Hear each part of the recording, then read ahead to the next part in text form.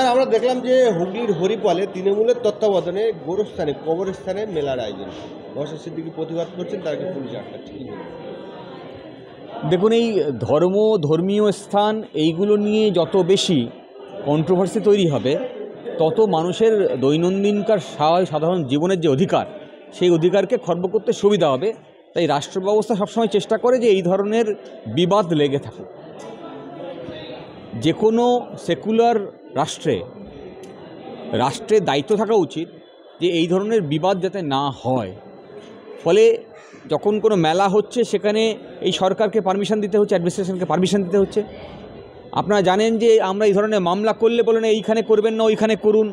মানে আসলে যেহেতু ল অ্যান্ড অর্ডারটাকে তাদেরকে মেনটেন করতে হয়, তাই যেখানে এই ধরনের বিভ্রাট হওয়ার সম্ভাবনা থাকে সেইখানে এই ধরনের মেলা বা এই ধরনের কোনো কর্মসূচি করতে দেওয়া হয় না, অ্যাডমিনিস্ট্রেশন থেকেই হয় না।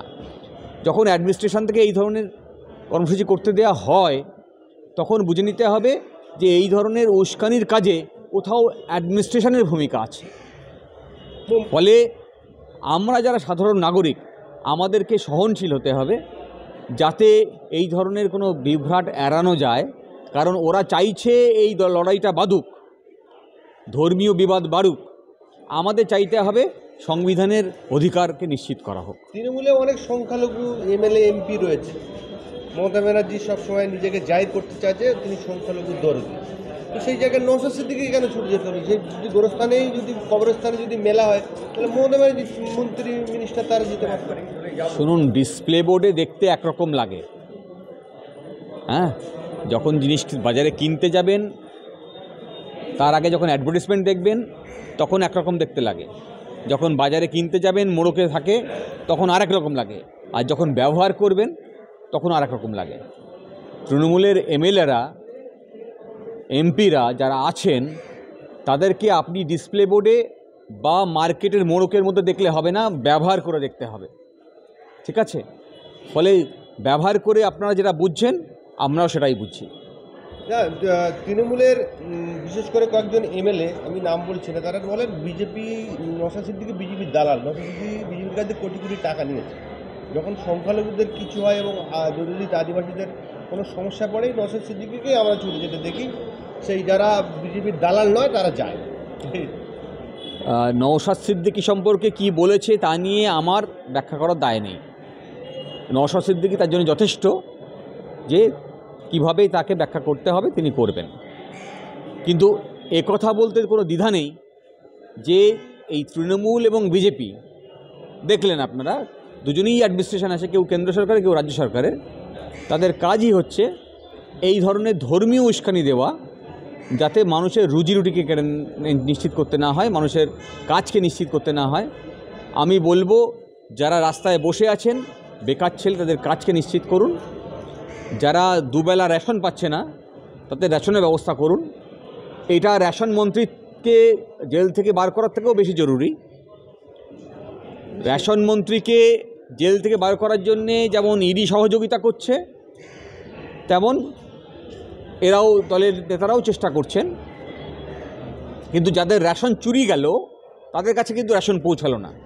ফলে আমরা যারা সংবিধানকে বিশ্বাস করি, সংবিধানকে মানি, তারা আমরা বলবো যে কোন চোর জেলে গেল, কোন চোর জেল থেকে বেরোলো, তার থেকে গুরুত্বপূর্ণ হচ্ছে যে কারণে জেলে গেল সেই রেশনটা গরিবের কাছে পৌঁছালো কিনা।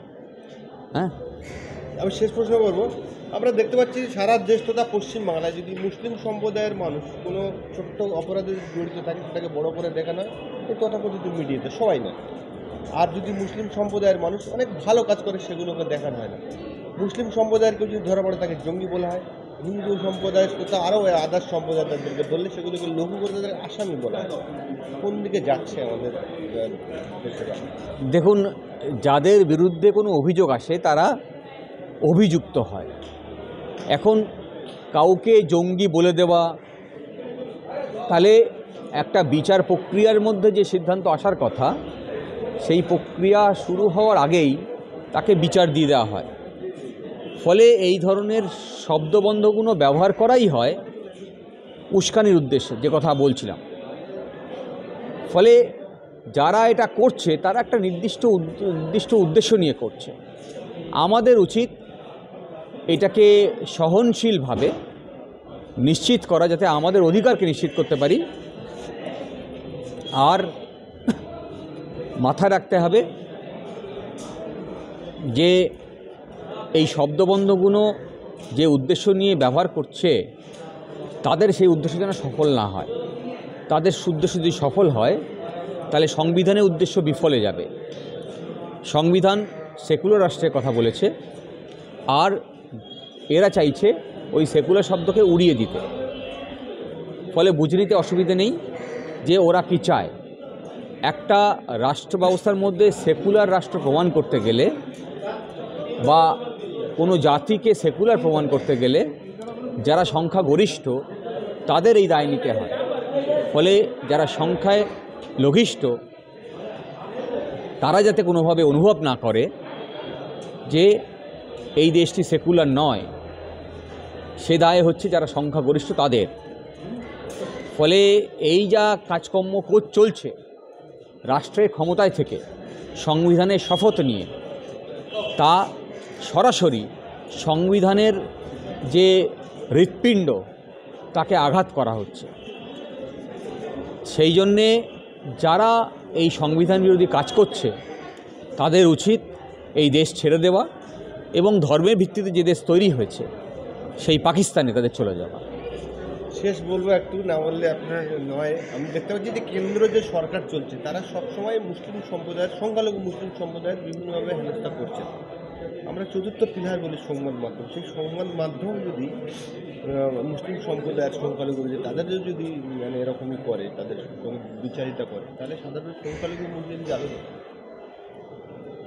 আমি দেখেছি কিছু সংবাদ মাধ্যম তারা সরাসরি সংবাদ প্রকাশ না করে ওপিনিয়ন তৈরি করছে, মত প্রকাশ করছে। এখন মত গড়ার কাজে সংবাদ মাধ্যম কাজ করতে পারে, কিন্তু যদি মত স্থির করে দেয় সাধারণ মানুষের, তাহলে তা সাংবাদিকতা হলো না। তাই যারা সাংবাদিকতার ডিগ্রি নিয়ে এই ধরনের কাজ করছেন তাদের আমি বলবো, আপনার সাংবাদিকতা ছেড়ে দিন, যে কোনো একটা রাজনৈতিক দলের জার্সি পরে নিন, তাতে সাধারণ মানুষের বুঝতে সুবিধা হবে যারা সংবিধান রক্ষার প্রশ্নে প্রতিদিন লড়াই করছে। আমরা দেখলাম যে হুগলির হরিপালে তৃণমূলের তত্ত্বাবধানে গোরস্থানে কবরস্থানে মেলার আয়োজন, নওশাদ সিদ্দিকী প্রতিবাদ করছেন, তাকে পুলিশ আটকাচ্ছে।